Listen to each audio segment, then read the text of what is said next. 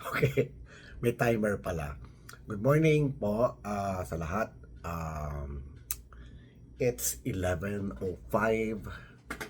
2 days before the election. Medyo matagal ako hindi nag-post kasi nga galing ako Japan, tapos pinost ko lang yung Japan. And then, actually, I vlog again, pero hindi ko napasok. Parang ayoko ipasok. Because it's about travel. Probably, yung travel vlog, hihiwalay ko na lang sa ibang channel. Hindi ko alam. Actually, hindi ko alam. Kasi, okay, para lang po maintindihan nyo, no? Again, I have to explain na wala akong intention sana na etong channel ko was meant for para lang sa akin. Parang library ko. Parang diary ko lang. Kung ano yung nasa utak ko, ano yung nasa na sometimes kasi yung alam niyo po na minsan kailangan nyo kausapin yung sarili nyo para ma-resolve nyo yung mga problema nyo sa buhay, no? Sasya na kayo. Kasi ito yung mga pantulog ko. Kasi gusto ko yung mga pantulog ko, yung maluluwag, na sira-sira, na ano. Anyway, yon. So, kaya makikita nyo, pumunta kayo sa mga previous post ko, makita nyo, walang views, di ba? Meron lang 2 view, merong 4 na view, tapos kung ano mga pinagsasabi ko. It's about, it could be politics. Mostly, it's about health. Mostly about health yan. Kasi nga, sumusulat po ako ng libro tungkol sa anti-aging. Yan ang medyo, you can say that I am a scientist in anti-aging because I try to experiment and interview people and look for alternatives, supplements, medicines, lahat, peptides, which I am myself, ginagawa ko na rin po. Okay? I experiment on myself as well. And if I know it's effective, then nire-recommend ko sa mga ibang barkada ko, ibang clients ko, nanay, tatay, whatever, lola. As you can see here, ito example lang po ito. Ito yung hydrogen water ko. Yan. So, okay naman. So, wala namang mawawala. It's just like hydrogen water. So, according to experiments, yan, I mean, it's an antioxidant, no? Anyway, let's move forward. Yon. So, mostly talaga yung vlog ko is really about anti-aging and a little bit of politics and a little bit of my travels. Mahilig ako yung cheap travel, tinatawag lang cheap travel. Yung alam mo yung nakatira ka lang sa hostel, tapos may cheap airlines. Yun po, yun yung mga vlog ko. I don't have to elaborate. You can see it. And then naiyak lang ako actually nung unang dumami yung views ko. Naging 3,000 nung naiyak ako nung COVID. If you look back, meron doon yung kanta ni Morissette, no? Yung ano ba to? Yung composition ni Gary Valenciano, Can You Be My Messiah, no? So I was like vlogging during that time na kasagsagan na nagkakamatayan yung mga kaibigan ko, yung ibang tao, and the lockdowns, and tumugtog bigla itong background music ni Morissette sa TV ko. So, then it hit me because yung sinabi niyang, we are fighting a war na hindi mo nakikita ang kalaban mo, which was the virus, no? So doon ako medyo naiyak, and then because people were dying, and then so yon, nag-hit yun, nag-hit, hindi nag-hit, no, nag viral. Hindi naman talagang viral. The most was 3,000 views lang yon, no? 3,000 views. And then it died down. So gusto ko naman talaga it-die down, no? That's what I did. That's what I did dito sa yung nangyari kay Nora Honor na tribute ko, no? Kasi yun nga, ulitin ko uli, kasi nung namatay si Nora, parang nung una hindi parang hindi pinansin. Para bang wow, I mean, magaling na artista yan, icon yan, and then hindi niya pinag-uusapan, parang gano'n. Kaya nag-tribute ako. So hindi ko na maakalain na the tribute would be viral, especially yung part 6 na ano no, na umabot na yata na 180,000 views. And then yung iba, tas ang dami yung comment, no? Ang daming comment. Yung iba sinubukan ko sumagot pero I cannot, no?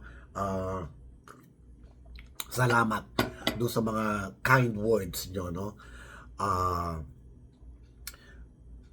Salamat talaga sa mga ginawa nyo, ano, no? And then at least the feel ko na hindi ako nag-iisa sa paghanga kay Nora. And na-appreciate natin siya, no? So, yun. Ito na naman ako, no? Kala ko matagal na, hindi na ako. Anyway, talk yan. So, wala ko intention. Like sinabi ko po, no? Hindi ako, hindi ako nagpaparami ng views or subscription dito sa channel ko. It is just like my own little channel for people to listen na ibang views naman. Hindi yung pare-parehas. Kasi makita mo sa YouTube, lahat ng ginagawa nila para lang dumami yung views nila, dumami yung subscribers, and then they will attack a certain topic wherein para lang dumami yung views nila. Kunyari, anti Duterte ako or anti-Marcos ako. Gagawin ko yun araw-araw, atakihin kita, no? Katulad ni Maharlika, no? Atakihin niya si Marcos everyday, no? Well, si Maharlika naman kasi may pinaghuhugutan kasi gusto siya ipapatay na, no? So that's the reason why she is blogging everyday, no? Pero minsan naman kasi I don't know. I mean, I like her, but minsan nakakasawa na rin because I don't want to listen to everyday na nagbabangayan kayo about this, you know. Hindi naman pwede everyday may issue ka doon sa kalaban mo, di ba? So sometimes gusto ko lang na like yung tao may alternative na to listen more about life, about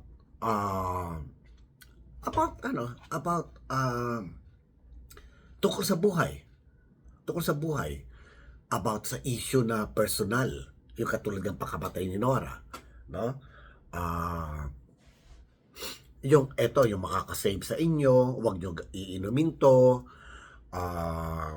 about health, para makatulong din tayo sa mga iba, especially mga matatanda na nagkaka-cancer, namamatay sa heart attack, diabetes, lahat. So, yon, no? Sana matapos ko na yung libro ko, then masusulat ko na yon. And then, ando naman lahat, yung gamot, yung lifestyle na pwede nyong gawin.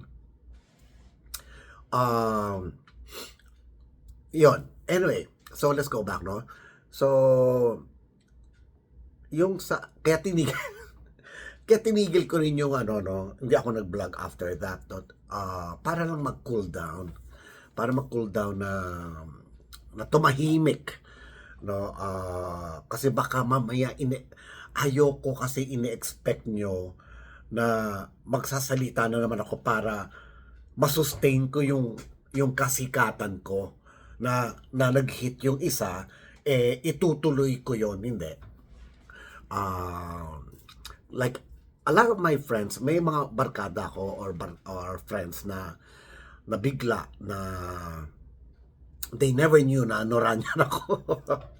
So, in return naman, alam mo, maganda kasi na-influensyahan ko sila. Marami nagtanong sa akin, ano ba yung papanoorin kong pelikula ni Nora na essential? So, sinabi ko naman, nasa YouTube naman eh. Di ba? Andyan yung Himala. Andyan na yata yung Floor Contemplation. Andyan na yung Condemn. Andyan na yata yung Bakit Bughawan Langit. Ang dami nang nasa yung Tinik sa Dibdib, nasa YouTube na rin.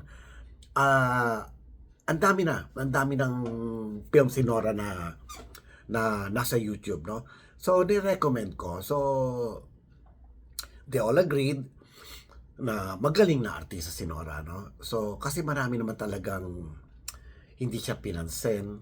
Like yung nakwento ko, no, during that time, may sinatawag silang bakya. The bakya crowd, no? So, anyway, so yon. So, now, inaano ko lang, no? In-explain ko sa inyo kung bakit tumigil ako, and then na ano pa ako sa TikTok, yung kinote nila ako, tapos may marami siyang followers mga 2 million sa Facebook, na parang yung lalaki, I forgot the channel, na ako yung kinote, sabi ni Michael Villamor na ganito, nakilala ni Nora Honor. Hindi ko po kilala si Nora Honor personally. Okay?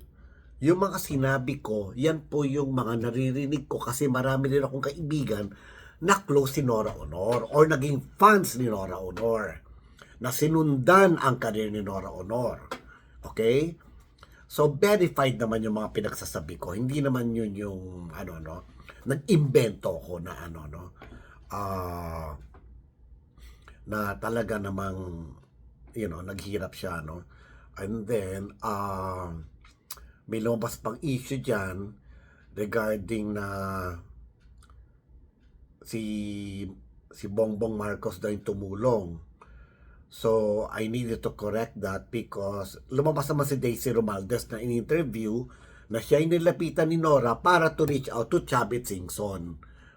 And then, sinabi ni Chavit, kasi binibenta nga yung lupa sa Iriga, meron hektarya si Nora sa Iriga. Yun na yung last niya na ayaw niya ibenta kasi nga, parang feeling niya, baka pag mag-retire ako, dito ako sa Iriga babalik. So, yun yung pinangalagaan na lang niya na huli. And then, binibenta niya kay Chavit through Daisy Romualdez. As you can see, yung mga picture sa huli, sa bahay ni Nora, kasama niya si Daisy Romualdez. Okay? Yun yung mga kasama niya na. No? And of course, John Rendes was there. Na tapos pina-opera naman, no? With the help of, with Chavit, no? Ang question ko lang dyan is, bakit inopera ng hindi masyado tinetesting? Okay, hindi ako makikreate dito ng controversy again, ayoko Dapat inalam rin muna ng mga doktor. Hindi ko na talaga alam. Pero kung alam mo yung pasyente hindi ready sa operasyon, hindi mo ooperahan yan. Okay? Wala ako ina-accuse. Ang sinabi ko lang, dapat procedure yon. Hindi ko alam kung ginawa o hindi ginawa. Okay? Kasi medyo malakas-lakas pa siya konti.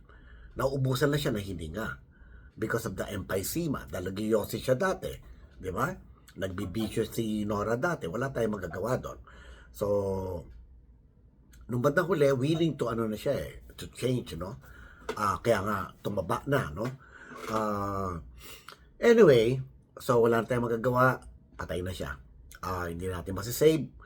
Kung sana, na-save ko. Na-save ko, na-advisean ko, no? Hindi ako doktor, okay? Ma-research lang ako. Ano yung pampalakas ng baga, lahat, no? Yung mga alternative na gamot na kasi ako mismo nung bata ako, asthmatic ako, mahina yung baga ko. So ako mismo yung nag-research, nag-experiment. Di ba naalala nyo nung bata tayo, meron pa tayo yung buntot ng butike. Kailangan daw kainin mo. Yon. Di ba naalala nyo yun? Masarap sa kausap yung mga kaedad ko, di ba? Kasi meron tayong common grounds na na pinag-uusapan. Now, yung tawag dito, yung about sa pagdalaw kay Nora. Okay, inora ko na lang to, no? Iwalay ko muna yung, kasi may isang topic sana ako. Iwalay ko lang isang topic, no? It's about, it's about Amy Marcos. I know it's gonna be about politics again, but believe me, it's gonna be neutral. Anyway, yung pagdalo kay Nora, alam ko, utang ko yon. Pag-usapan natin yon. Okay? Nakita ko may dumalaw doon sa libingan. Hindi pa nakasimento yon kasi sisimentohan pa yon. Aayusin pa yun, tapos lalagyan ng damo. Katulad nung libingan ng mami daddy ko sa Australia. Ginagawa pa yung lapida, tapos aayusin yon, then yung, hindi ko alam kay Nora kung may talagang gagawing gano'n, no? Parang si Leo or what. Even sa nanay tatay ko, lapida lang, and then, pinatubo lang yung damo do sa gilid. Yun lang yung sa nanay tatay ko. Then may krus. Then may lagay na bulaklak. So yung kinora nakita ko ginagawa pa. Lupa pa. So patutubuin pa damo doon, no? So I think the best na makakadalaw tayo sa birthday niya. Diba? Sa May 21. Diba? Ilang araw lang yon. So, ano na ngayon? 10. 11 days. Siguro ayos na yon, no? Now, mag-comment na lang kayo, and then, kasi ang problema yung ibang YouTube nyo, wala pala kayong post. Kasi bibigay ko sana yung number ko doon para makapag-coordinate tayo with one another para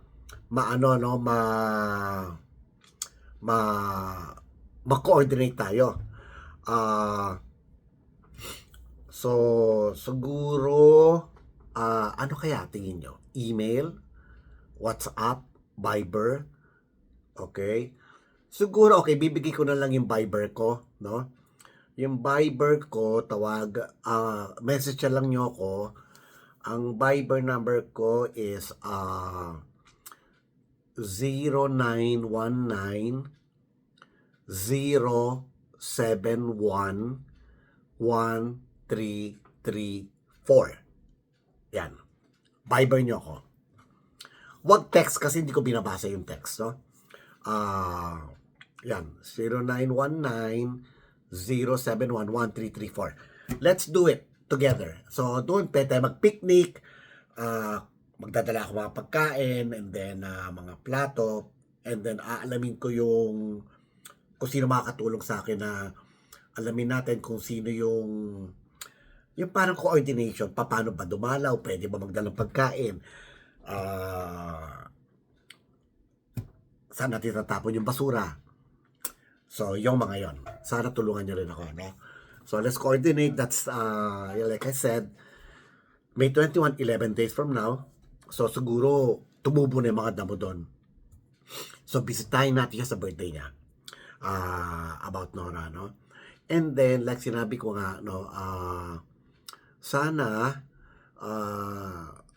in her passing, sa paglipas ni Nora is, let's continue the legacy. Continue po natin yung legacy ni Nora na tumulong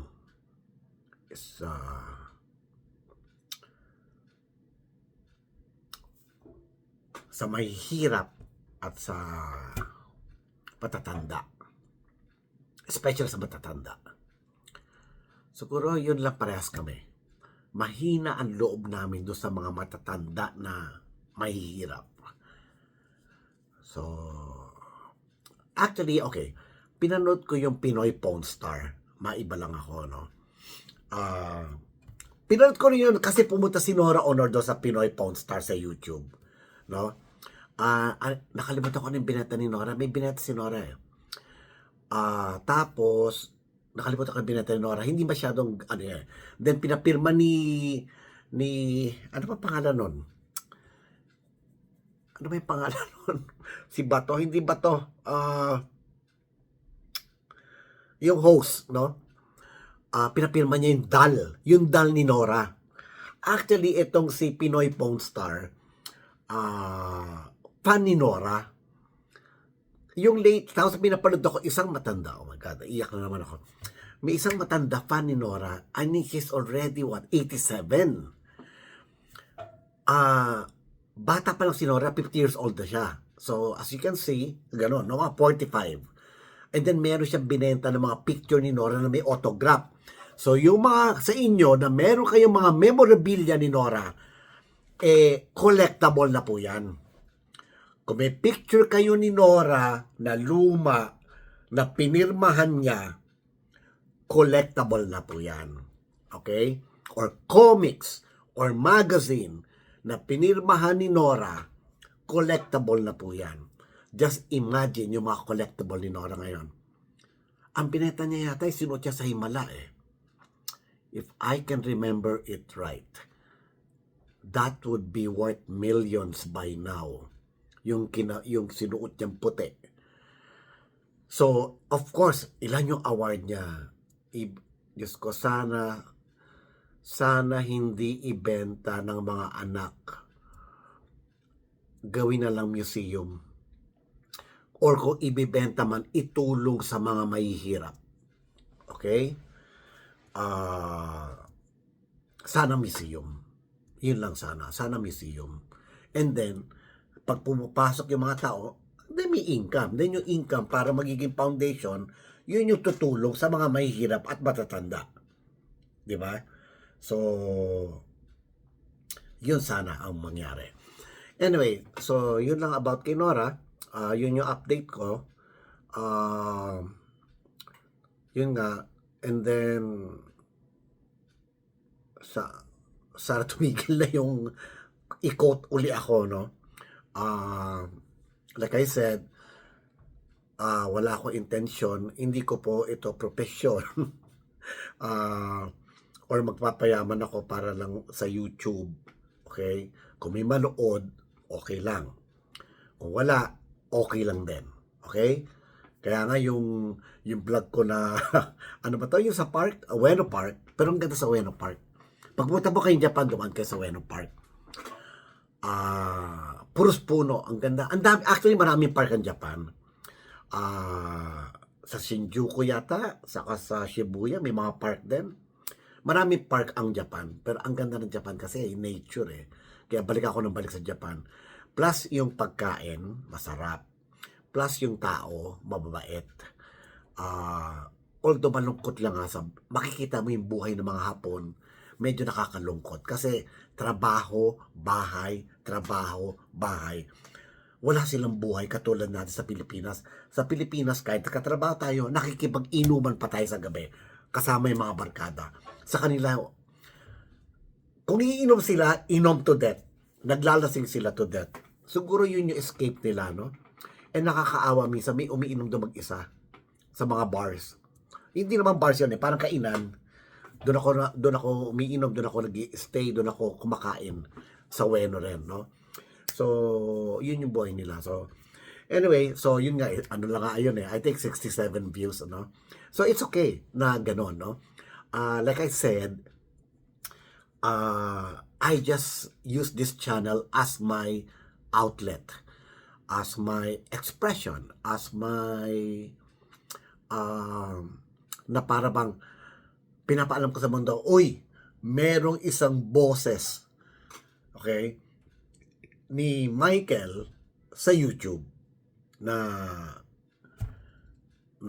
sarili ko. Siguro pag later on, pag tumanda na ako, namatay na ako, then people or yung mga kamag-anak ko can watch it. Ayan o, ayan siya o, nung ito yung nararamdaman niya nung panahon na yon, ito yung sinasabi niya, ito yung katuturan na katarantaduhan pinagsabi niya, di ba? So, pwede yun. Yun lang naman, ano, parang library lang naman actually itong YouTube na ginagawa ko, no? And then my own, of course, personal opinion because like I said, wala naman ako masyadong kaibigan na talagang 100% o agrees with me. Like kay Nora, ilan lang naman ang barkada kong Noranian. Iilan? Ah, isa? Isa lang yata? Isa lang. Isa lang, yeah. Meron pa isa. I think dalawa. Pero isa di ko close. Pero, yeah. Oo, dalawa sila. So, yung isa, pero hindi kami close kasi ano siya, flight steward sa PAL. So, Noranian din talaga yun. Kasi yung nanay niya Noranian. Okay?